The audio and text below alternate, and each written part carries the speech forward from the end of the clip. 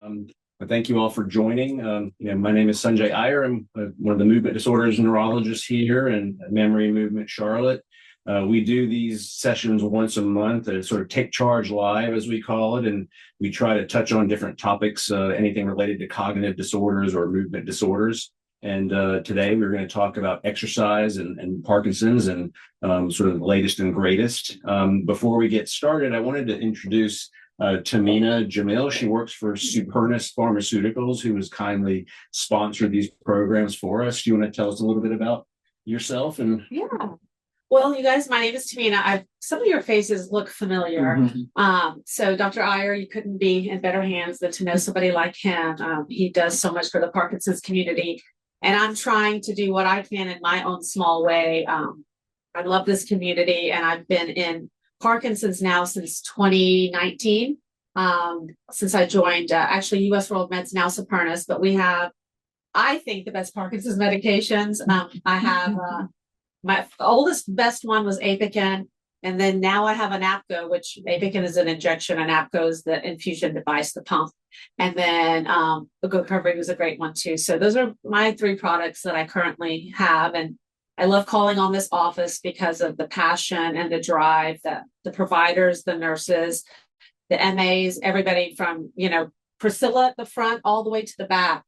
These people really care and, look at the patient holistically and not just a symptom or a medication, but it's about the whole patient, and exercise is the best thing you can do no matter what ailment you have. That's the best thing. So it's a great topic you guys are covering, but I won't take much more of your time. I'm just glad you're here, everybody online.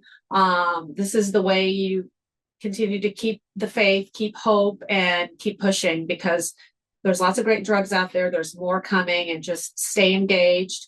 Don't give up. Don't get down, because there's somebody out there that can relate to you in some way. So with that, I can leave some brochures if anybody wants to look at it, but otherwise I'll let you guys proceed. Thanks for having me. Thank you. And in addition to sponsoring these programs, Supernus has also sponsored an exercise class that we recently started, the Pedal Posse.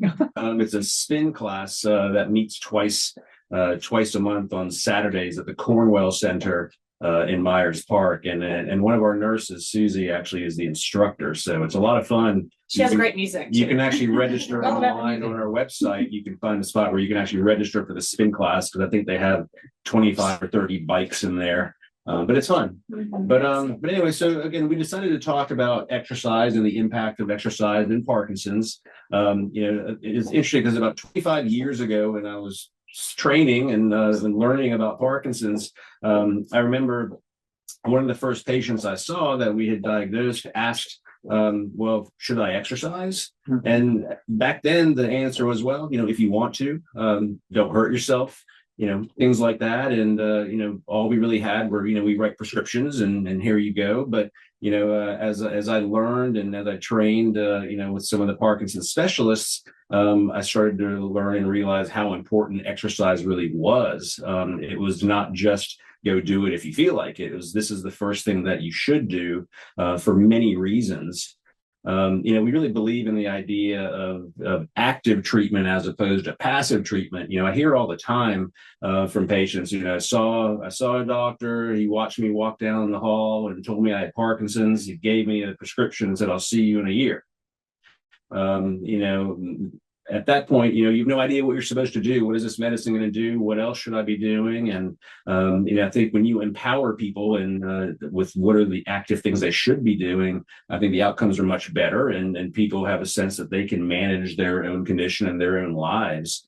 And that's something that we really believe in here. And, exercise, has definitely been shown to help the movement features of Parkinson's, or the motor features, whether it's tremors or slowness or stiffness, but also the non-motor aspects, the things like anxiety and depression, constipation, even sleep improves when people exercise. When we exercise, that's when we release our own natural dopamine, and that's the best kind. So that kind of leads us to why we're all here today. And I'd like to introduce our panel, and thank you all for coming. Sophia Dalabakis, who's a physical therapist. We have Tony and Rachel, and I'm going to let you guys sort of introduce yourselves. Tell us a little bit about yourselves. Sure, yeah. So I'm Sophia. I'm a physical therapist certified in Parkinson's. So born and raised in Florida and moved here to about 7 years ago.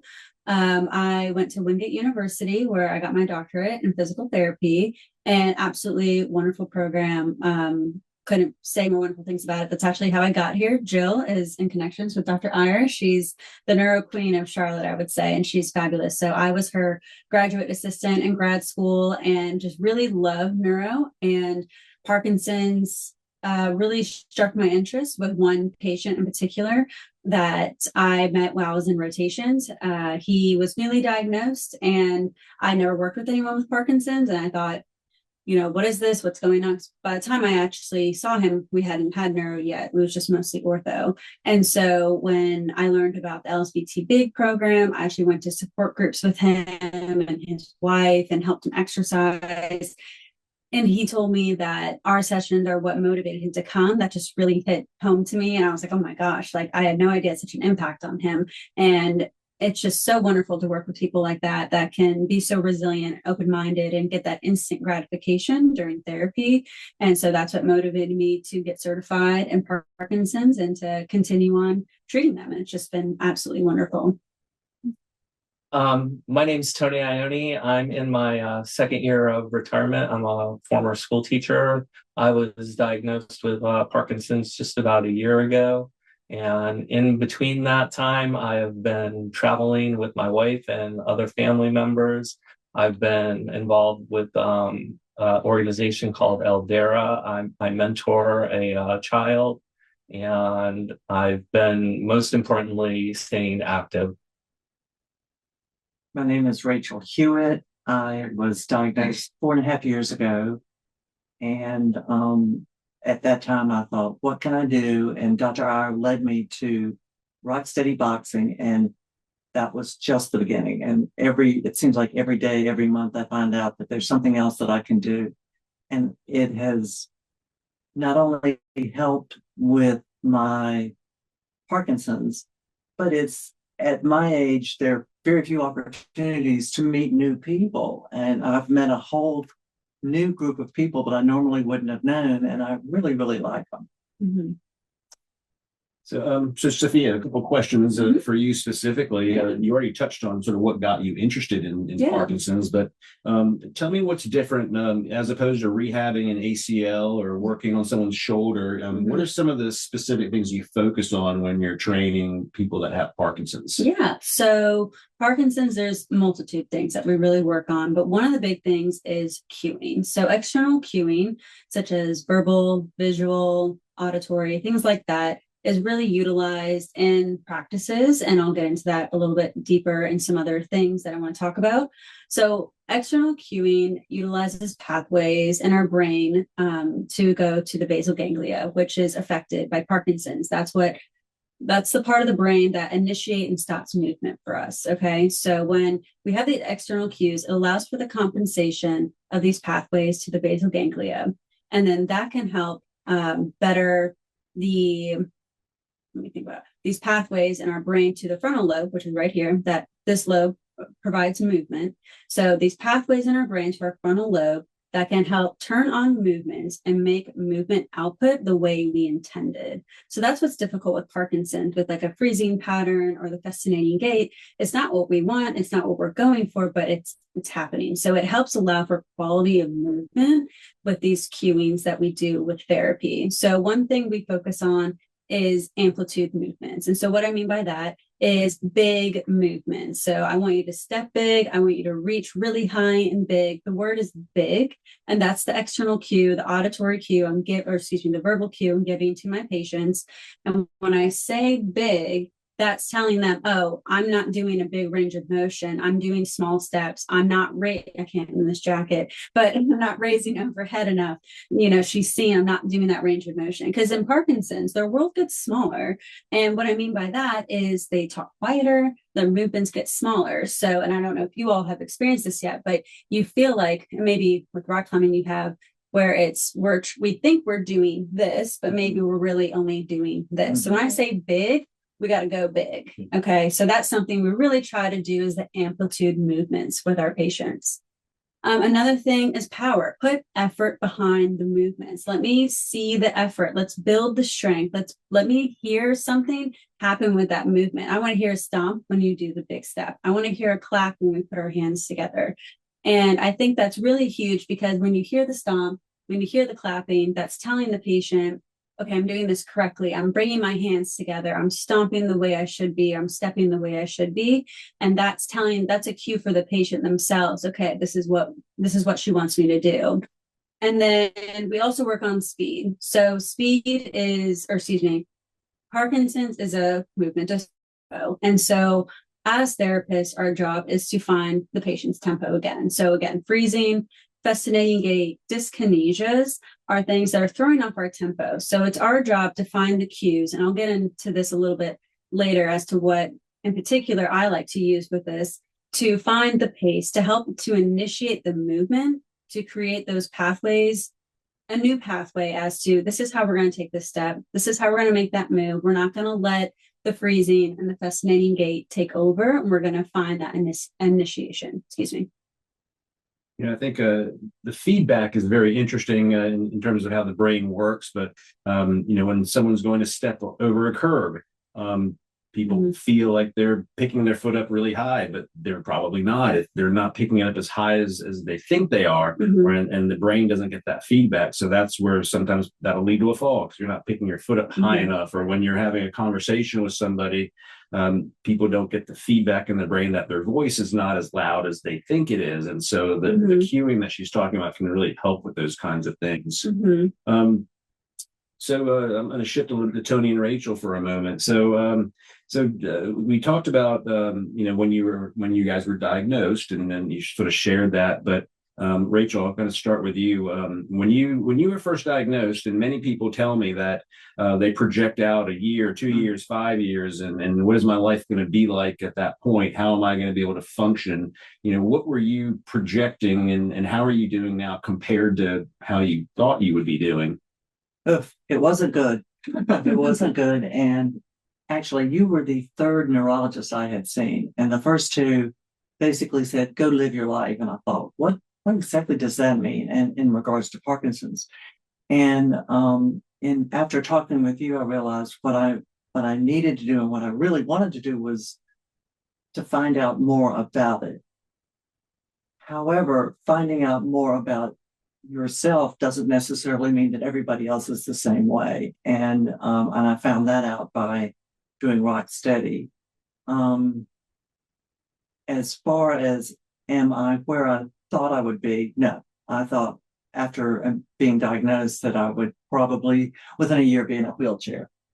And I'm nowhere near that right now. I'm 72 years old. And if you had told me that at 72 I'd be rock climbing, I wouldn't have believed you, or boxing, or ping pong for that matter. And these are all things that I do that are related to me having Parkinson's. So it's after my first Rock Steady class, I came home and said to my husband, I've found my tribe, because I knew that everybody there had their own story to tell, but that it was slightly different from mine, but I could learn from them. Tell me what's special about Rock Steady, particularly when people ask what exercise class should I go to? There are a lot of good ones. What is it about Rock Steady that appeals to you? Well, it's probably a little different for me than it is for most people. And I've noticed that many of the people in the class would not consider themselves remotely athletic. However, they come out and they 3 times a week do these exercises, and it's mostly exercises, and it's movement exercises, and it's boxing, and it's mental exercises. And I was doing this on my own prior to starting Rock Steady, but doing it on your own and doing it with a group of people is 2 separate things. And so doing it with a group of people actually helped me improve what I do. But And I would like to think that I give back to them as well. You do. You do. You really do.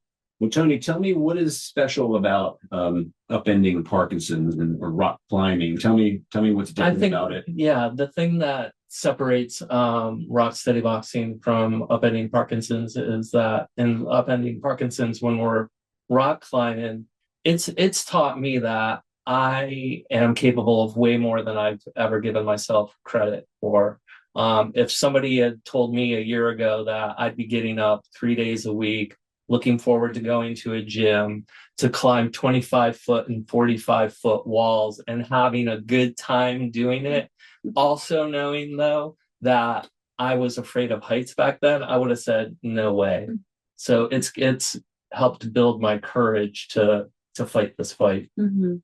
That's great to hear. I mean, and to both of you again, I hear a lot the first time somebody goes to an organized Parkinson's exercise class.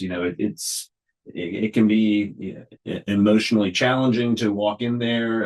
It can be gratifying when you first walk in there. Tell me, what was your first experience walking into an organized class, and how is it different today than it was then? I was I was nervous, anxious, and a bit unsure of what to expect, but now I've come to see rock steady boxing and upending Parkinson's as space to continue to work towards staying ahead of my diagnosis while being surrounded with supportive friends like Rachel. When I first walked in, I was just stunned because I thought, these are normal people. And then I found out more and more and more about them. And I realized this person had Parkinson's, had been diagnosed 9 years ago, and you couldn't tell that this person had Parkinson's. Or this person was struggling emotionally with it. And part of the thing about Rocksteady is that a lot of times we will go out after the class and just have coffee together and talk about what kind of medication we're on and how we're feeling emotionally about things. So, and a real important part of this, and I thought this was really interesting when I observed it, was that there were several people in the class who had noticeable tremors, and they didn't care. They did not appear to care. It just didn't slow them down. They never appeared to be ashamed of it. And I learned a lot from that, watching people like that. I think it's interesting when people get into sort of their safe space, where they know that people don't have any expectations of them and they're not trying to hide anything. They're just there to try to improve themselves in different ways. It goes a long way. Sophia, so a few months ago, we had an opportunity to visit, and you mentioned Wingate University. We're forging a partnership with Wingate, and we had a really nice tour of their health sciences college, so to speak, and just seeing the facilities and seeing just the neatest, high-tech equipment they were using to train the physical therapists. It was really eye-opening to me. So tell me a little bit, what are some of the cutting-edge therapies and machines and equipments, and what are the things that that get you excited about this? Yeah, real quick, did you see the treadmill training, the body weights? Yeah, that thing was really cool. I got to do my research study on that, and that was awesome. So the cueing, what I was talking about earlier, a big way I incorporate that with therapies is called rhythmic auditory stimulation, RAS for short. And so what that means is it's pretty much we add in music or a beat to therapy. So how we detect a beat as people is you anticipate the time between the sound. If I were to start clapping right now, all of us could eventually start clapping in harmony because you can anticipate the beat. And so that's exactly what a metronome does, the beat to a song. If I were to simply say 1, 2, 1, 2, it can be as simple as that. And I do with patients all the time. And so what this helps with, especially, is freezing of gait. This is allowing that initiation of movement. The brain is hearing this beat and it's giving it a cue with that pathway of to the basal ganglia, the one that initiates it. Okay, when the next beat, I get to step. This next beat, I get to step. So that's really cool. In one session, you can see an insane improvement with a patient where they may not have a freezing pattern, but they'll continue to do it. But by the end, we can walk and they will not freeze. And I think that's absolutely incredible when you can see that change, especially if they have been falling a lot and it's just been very hindering for them. Another thing is virtual reality. I have not had, unfortunately, the opportunity to work on virtual reality. It's very expensive, but I really hope one day I can. If you have it, please use it as a therapist. There's so many things that you can do with it. The biggest things that research is saying, it helps with balance and cognition. So what's really cool with virtual reality is that it can simulate a busy environment. So that's really popular with Parkinson's, is being in a restaurant, being at, upending at a gym. It can get very busy and overstimulating, and that can cause freezing. It can cause symptoms. It can cause balance impairments. A lot of things can happen. And so what's wonderful with VR, can simulate a busy environment, but in reality, you have a therapist guarding you, maneuvering you through these situations, showing you safe ways to get around the tables, the people, things like that. So it's very translatable to real life. So VR is very cool, but again, it's expensive. So it's not as common, but it's really, really cool. And there's also things called wearables. So it's smartwatches, iPhones, things like that, things we have on us all the time. Researchers are working on programs that are going to be naturally implemented into our smartwatches and devices. And so one of them is called LSVT-BIG. I wrote it down. It's label efficient in-home freezing of gait tracking in Parkinson's diagnosis or disease.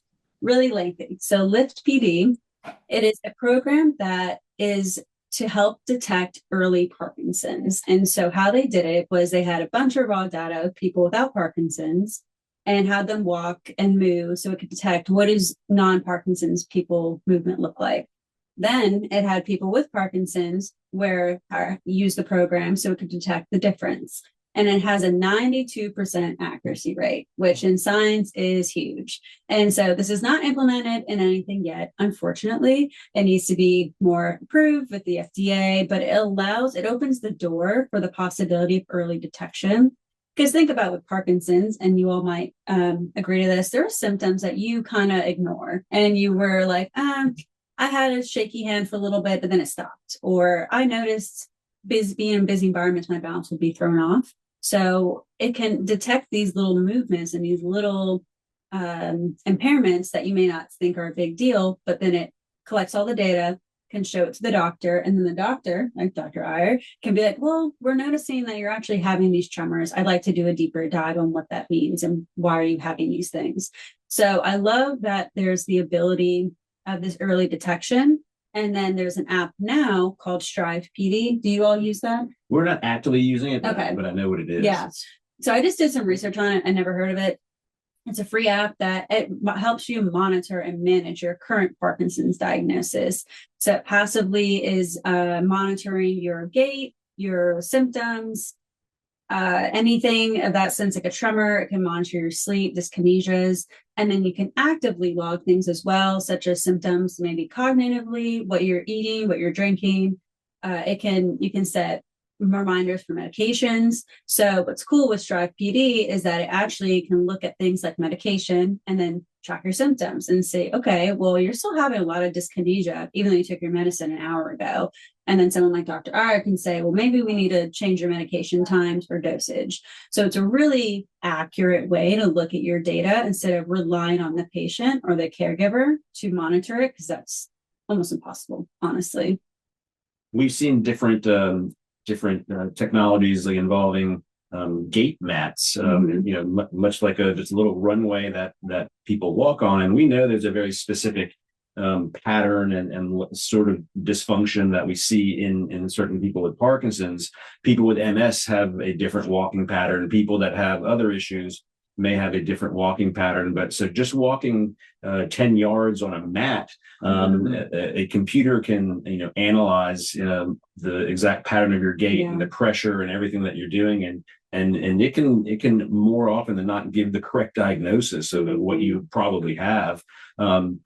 But again, those types of apps or devices, they're really helpful when we're trying to understand reaction to treatment. And so one of the apps, we were part of a clinical trial where they had designed an iPad camera. Basically, you just capture the individual in the camera. And you have them do a couple of basic things, but it uses some algorithms to generate the UPDRS score, which is the Unified Parkinson's Disease Rating Scale, where you assign a numerical score to the symptoms. The higher the score, the more symptoms there are. But so when we prescribe a medication and the patient goes home, a week later, we'll ask the family member to capture them in the iPad again, doing those same tasks. And then it spits out exactly what the score is. But more importantly, we get a sense of, is their tremor better or worse?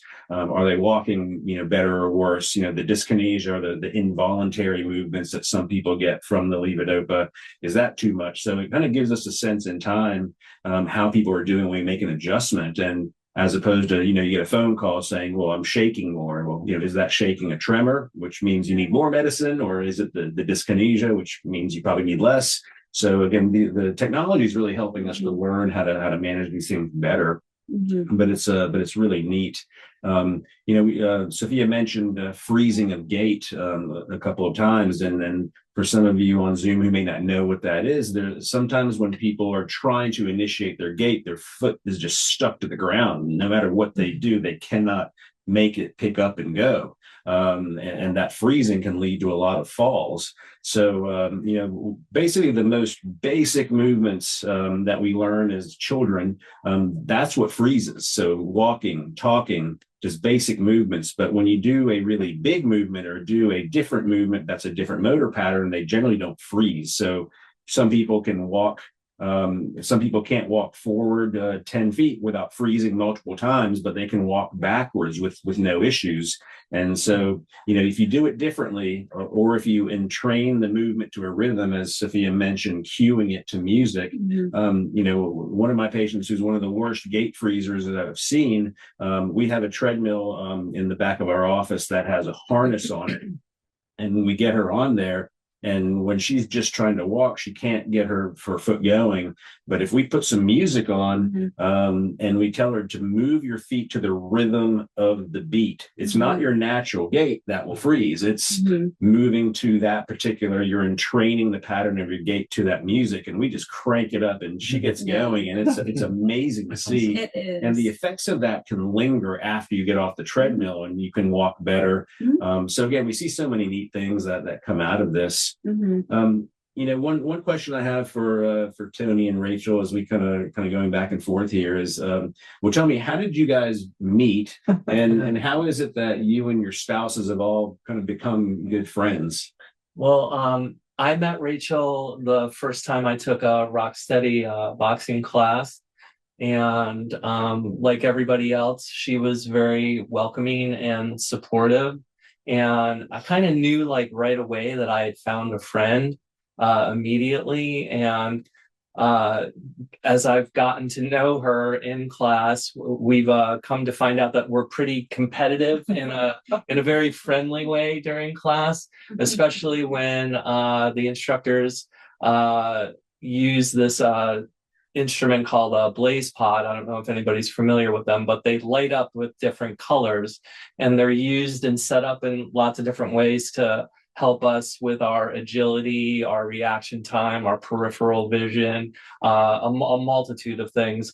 And I swear that when they use them in class, the instructors purposely pair Rachel and I up because we are heavy competitors with our scores and who does better or who doesn't, or who lets someone win and who doesn't.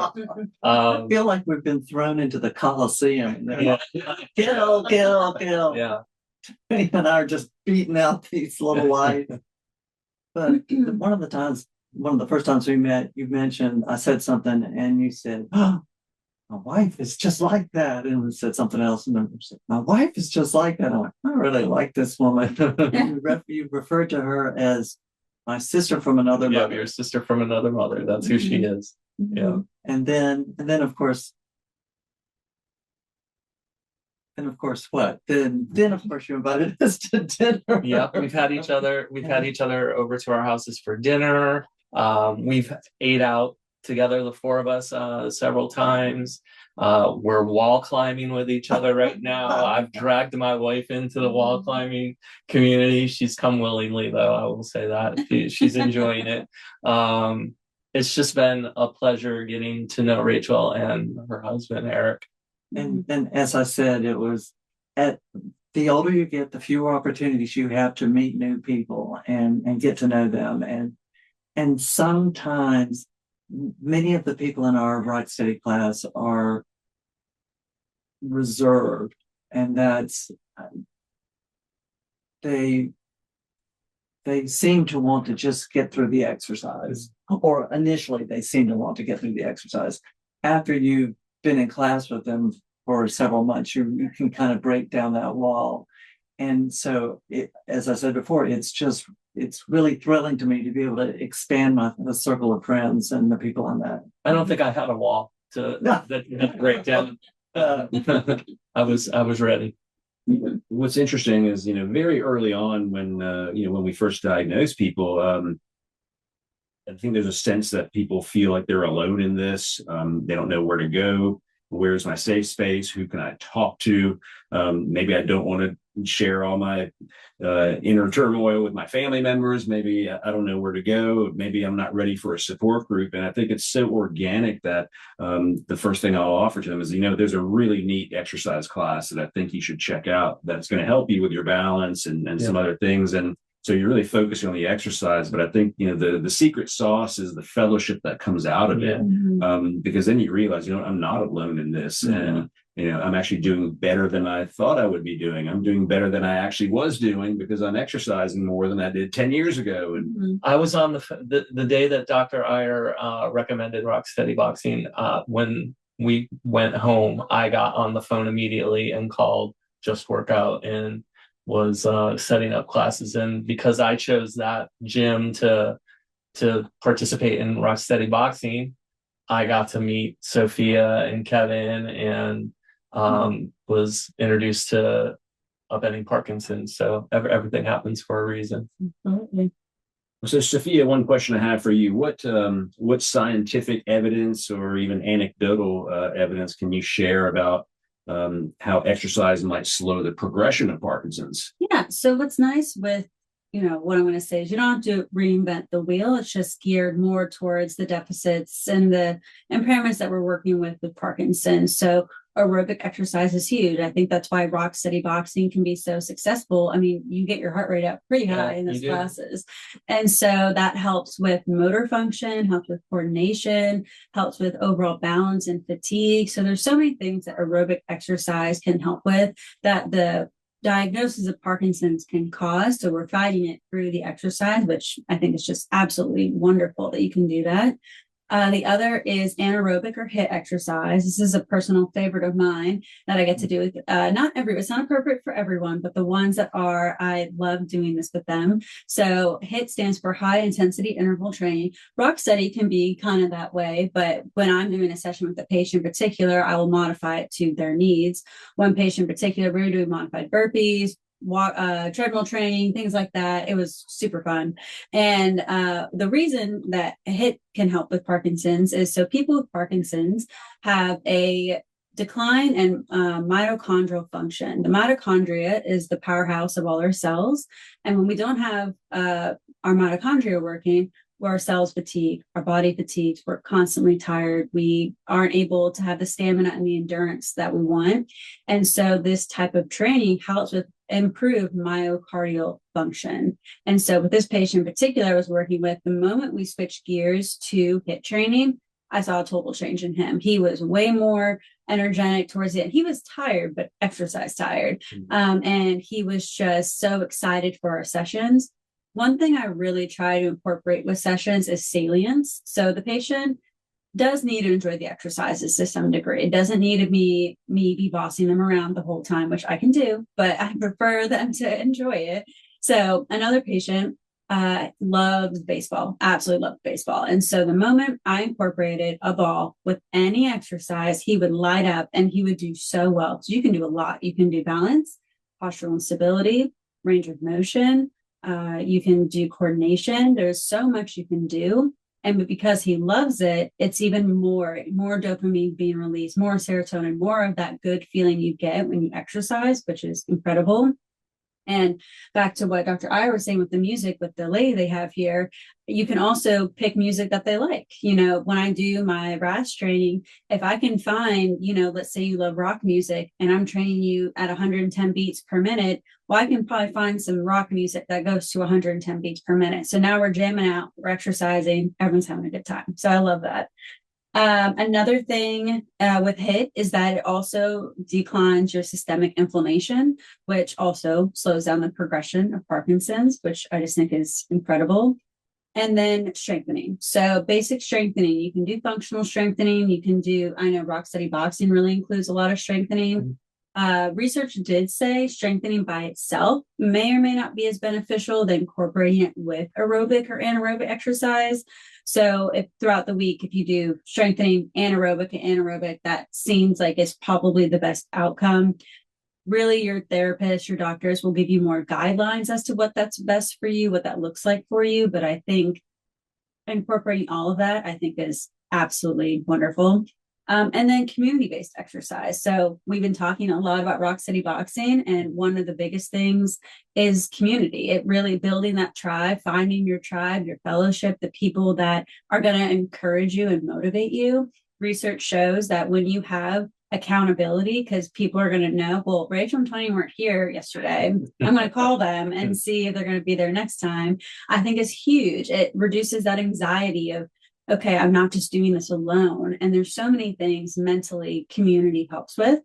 And one of the communities, so we keep talking about upending Parkinson's. Can I talk about that a little bit? Please. So I am a ambassador for Upending Parkinson's. That is a nonprofit that provides rock climbing and Parkinson's together. So we have partnered with Inner Peaks. They have been so wonderful with us. And so what rock climbing can do is a lot. It helps with coordination. It provides those big movements. So let's say you're on the wall and you need to reach up really high because that's that next hold, forces you to what you think is your normal range of motion to get up on your toes and reach for that rock. And you are fully stretched out, right? Yeah. I mean, truly more than what you feel like you can do. And so I love that as a therapist. That's huge. LSVT-BIG is my certification, and that's where that big comes from, that amplitude movement. And so that's one of the biggest things. I'm so grateful for rock climbing. It has so much balance. You're literally on your toes, balancing on the rocks, shifting your weight on the wall. There's problem solving, there's cognition to it's it. very much a problem solving sport. The routes are color coded, and you can go from like when Rachel and I first started, where we would just grab on and hold on to any color just to get up the wall to where we are now. I'm gonna pat us on the back.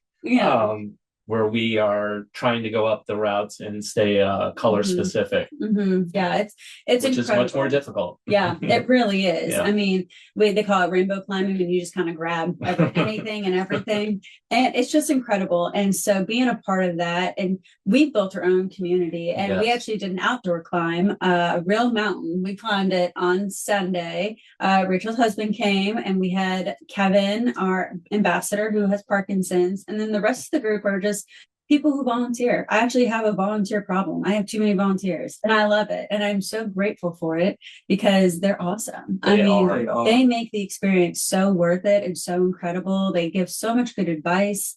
And Tony and I were just talking about before this. I love the diversity of the group. There's people in college. There's people in high school. There's people my age. There's people y'all's age. There's people of all ages, and we all get lunch afterwards. We all have fun.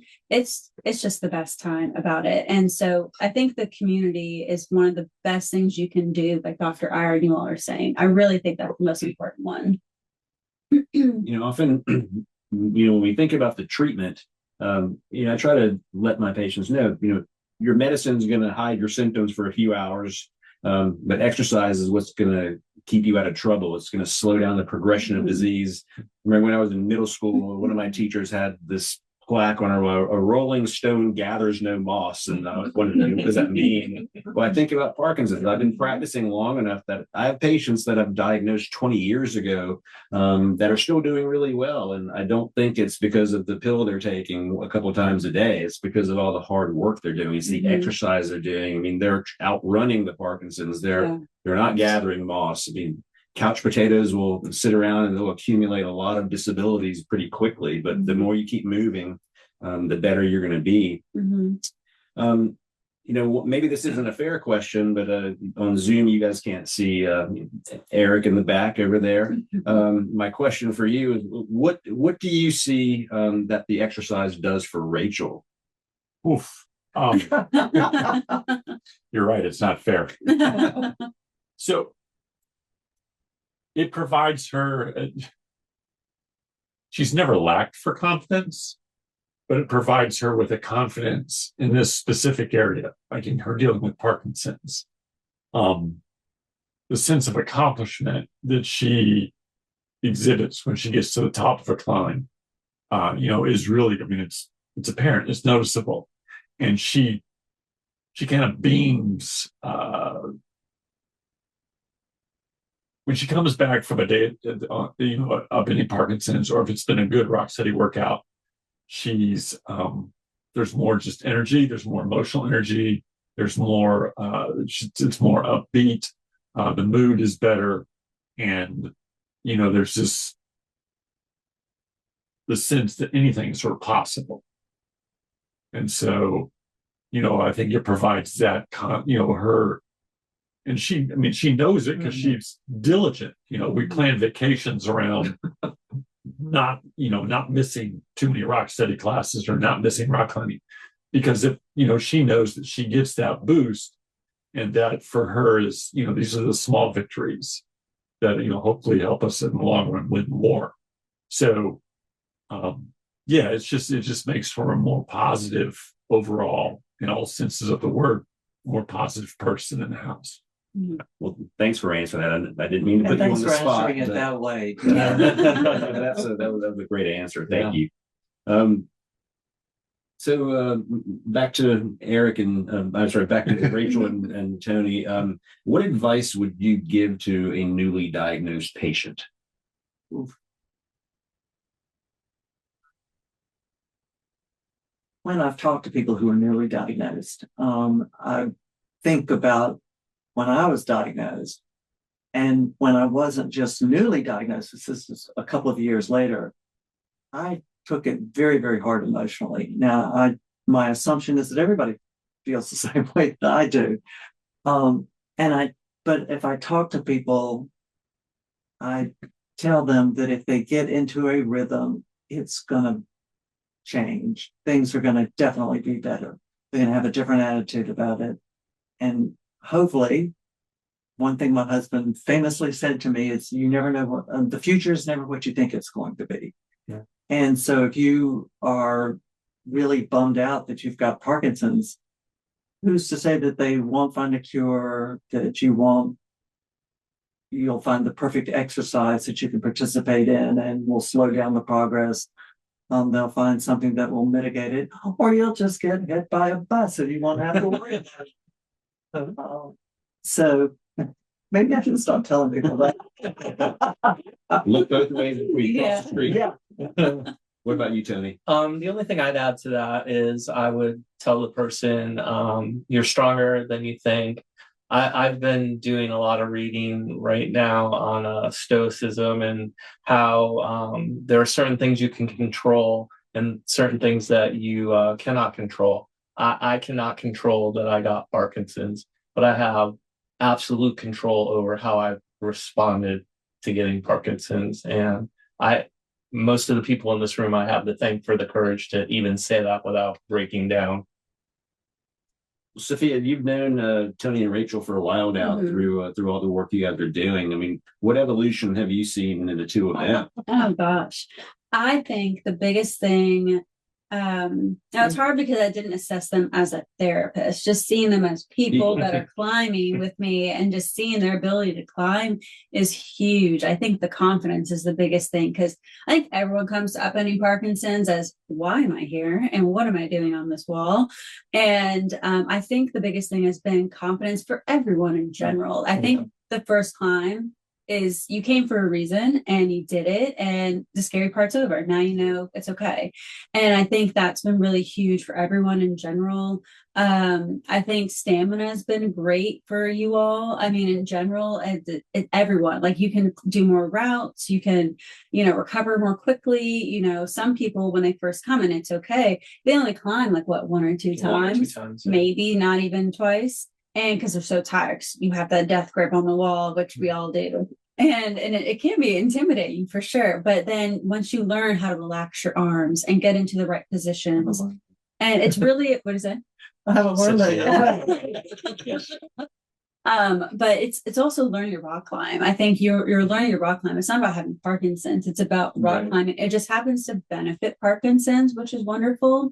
And I think the community, these two have been the reason the community in our upending has been wonderful. They're the ones that started going to lunch afterwards, and it's been incredible. And it's even more fun now where we all can encourage people to gather. Now we can talk about it, and because it goes by really quickly, I feel like the sessions, and then everyone leaves. And but nobody wants to, which is the cool thing. It's I know they want to extend the experience, so that's why we integrated lunch into that. And I love it, especially for new climbers when they join us. I'm like, tell me your feedback. What did you think of it? And so they're the reasons it's on Wednesdays now, because Rachel came. We kind of bullied Sophia into changing the day. It was originally on Tuesdays, and they wanted to do it so badly that we changed it to Wednesdays because they wanted to do it as a group. And I'm so grateful for that. And so if anyone who's listening, it's every Wednesday at the South End location. Okay, South End, from 10 to 2. It is free if you have Parkinson's.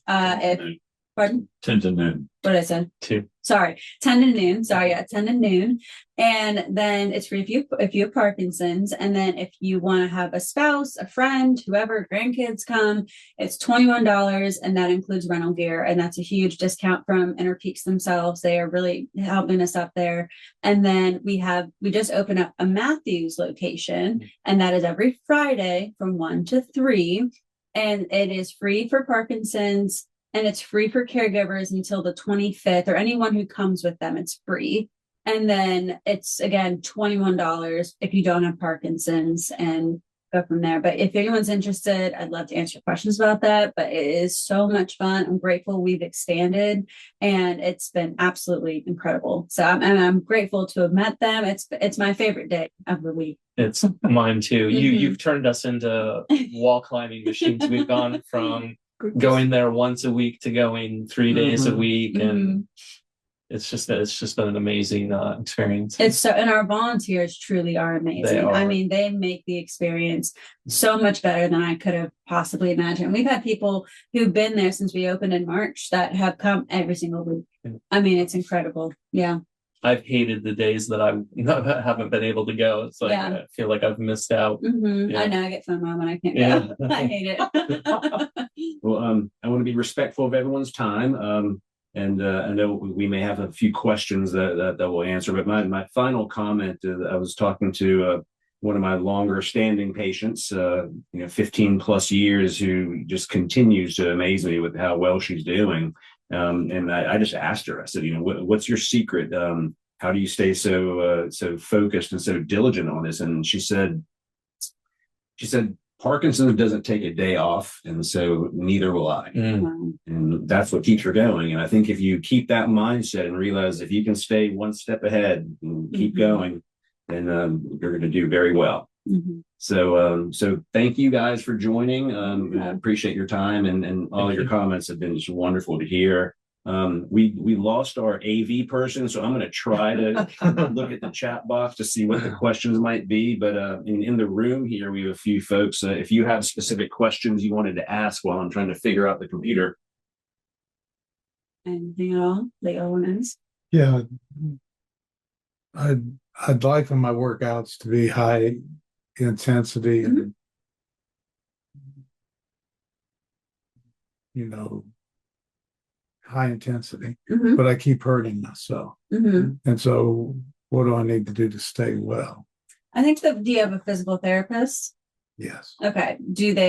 Are they certified in Parkinson's? Mhm. Okay, that's good. Do you tell them about these injuries? Yes. Okay, good. So I think the biggest thing, high intensity, it can be for a lot of people. I'm not saying it's not appropriate for you. I'd have to see you as an assessment with the patient. But I think is maybe we still do high intensity, but we can tone down what we're doing. Maybe it's too extreme of motions. We have to build the foundation a little bit better, build the core a little bit better, build the balance and like impact stability. Because are you doing like jumping? What is there something in particular that you notice injures you every time? No, it's been different, and it's not been while I'm with my therapist or physical therapist. It's been when I've been on my own. Like the first one was when I started walking every day. I got better, and pretty soon I started running for half the 2 miles. That's great. But in doing that, I hurt my foot, and then it put me kind of all the way back at square one. Right. Could just be where we need proper assessment of form, tweaking things. I tell a lot of people, you actually are doing it really well. I'm just going to tweak it a little bit and just make this slight correction. And then all of a sudden their knees don't really hurt when they do certain things. So it could be that the gait could be off a little bit when you're running. I would say really do a deep dive with your therapist as to the specific injuries you've had with the activities you're doing, because there's something that they're missing. And you could just be pushing yourself too much. So that is possible. So you really could be pushing yourself. Can I interject? Yeah. Constantine, you might consider you can get high intensity training from just doing one thing. So like running, walking faster, slowing down, walking faster. Or you could take one of Dr. Iyer's spin classes where you're on a bike that is set up for your leg length and your arm length and that sort of thing. And you cycle hard, and then you take a couple of minutes and you just cycle not so hard. And then you cycle hard, but that's off and on, off and on, off and on. Yeah. And it's really hard to hurt yourself on one of those bikes. I know, because I did it for years and years and years. That's a great point. It could just be the modality. It could just be running, could be you cycling. There's so many ways to do high intensity where we got to find the one that's appropriate for your body and what you want to do. Does that make sense? Yeah. You know, the spin is a great class because again, it's a stationary bike. You're exercising to music. And the way the instructors do it, you know, you're listening to a particular song, and she may have you pedal really fast for 20 seconds, and then you kind of slow back down and kind of catch your breath. There are ways to turn the resistance up on the bike, so you're actually pedaling very slowly against really hard resistance, and then you'll take the resistance off and go fast. So you are able to achieve that. So come check out one of our spin classes. It's on our website. It's this Saturday, actually, at 10 o'clock is when it is at the Cornwell Center. But love to see you guys there if you can make it. There are a couple of questions in the chat box, and for those of you on Zoom, if you have specific questions, please type them into the chat box, because I don't think there's a way we can unmute you individually. But so one question is, where are you going to do the outdoor climbing? So, I think it's going to take one of us to decide that she or he is going to do it, because in our upending Parkinson's sessions, if I see her doing the yellow 5.9 route and I haven't done it yet, I'm like, no, here I go. Who's going to belay me? Because I'm not going to just let her get away with going up it. So you're much too modest. You zoomed way past me, but. I pretend like you soon. Keep him on his toes. Yeah. But we will do another one though. We're gonna go. One. Yeah, I'm gonna. They're gonna go. Come. They're gonna come. Be an observer. They can cheer us on. Yeah. It was fun. Where did you go? We went to Rocky Face, which is, I don't know, where was that, by Hickory? Yeah, it's technically it's Hidden Night, North Carolina. Oh, And okay. It's Rocky Face Recreational Area. It's a county-owned recreational area, and it's you pull into the parking lot, and there's It's the rock right wall. there. It's awesome. So- I like it because you don't have to do There's a hike. also hiking there too. Yeah, there is a Yeah. hike, but you don't have to do the hike to get to the climbing, which is nice Okay. because you want to do Crowders next, and you have to do the hike on Crowders first to get to the rock climbing, and that hike can be a little tiring. So yeah, Sure. so that'll be interesting. But we'll do that in the spring. But yeah, that was really fun. There's another question. Can we get a list of all the Rock Steady programs for Rock Steady boxing? The easiest way to get that list, if you go to the website for the Parkinson's Association of the Carolinas, or PAC, they have a listing of all the different exercise classes that are pretty much around the Carolinas, North and South Carolina. So, if you live in Charleston and are looking for an opportunity, you can kind of find things that way. They'll have listings for, is there a speech therapist that is in Lenore? Is there and so again, that's probably the easiest place to find it. If you're looking around here in town, there's a place called, Just Workout. It's right down the street from here off of Latrobe Avenue. The Jewish Community Center has an amazing facility. They have a Rock Steady boxing program that's excellent. If you're, if you're in Huntersville, the Aquatic Center has it. Yep. And then 23. Mooresville opened it up. There's Denver. There's in Denver. Fort Mill Y has one. I'm thinking, where else have you guys come across? There's one, and it's a private residence, Glenhaven or something. So if you happen to live there, know of someone that lives there. I would use PAC as a good resource. They've really put together all the exercise groups and even say the days and the times. It's very, very, and they even offer other things like yoga is on there, which is wonderful. I will say, I think the best thing about having Parkinson's is that you can control so much of it with exercise. Really what you said, Tony, where you can respond and control a lot of it. There's not a lot of neurological diagnoses I can think of off the top of my head where exercise is kind of a guaranteed answer in a lot of ways. And I think that's amazing that you can really control your outcome and progression with your own actions. It's not just the answer of a magic pill that may or may not help you. Sure, the medication helps, but I think that's what's so wonderful about having it is that there's so many opportunities to help build your own worth and confidence with your diagnosis. And I think that's what's really amazing about what this community has done, honestly. Like I said at the beginning, it's all about empowerment. And when people feel empowered to do things, they generally are successful. So again, thank you all for joining. I think we'll I have a quick question. We have time? Please, yeah. I was going to ask Rachel, the other thing that you mentioned was ping pong. And of course, there's a lot of research around anything that's with a paddle or a racket, the dual tasking aspect of that. And you said that that's also something else that you give a lot of credit to. Or that you didn't see yourself doing, before, or not as well as you're doing it now? I've never played it before. Okay. And we talked to people over in Tom Sykes Recreation Center they had ping pong tables, and could they pull one out a couple of hours a week? And they've been so nice to us. And now we have a regular group of people who show up at Tom Sykes on Friday to play ping pong. As I said, I've never even picked up a paddle before, so there was a whole lot of balls going by and running after balls and hitting things off the table. And come to think of it, there's still a whole lot of that too.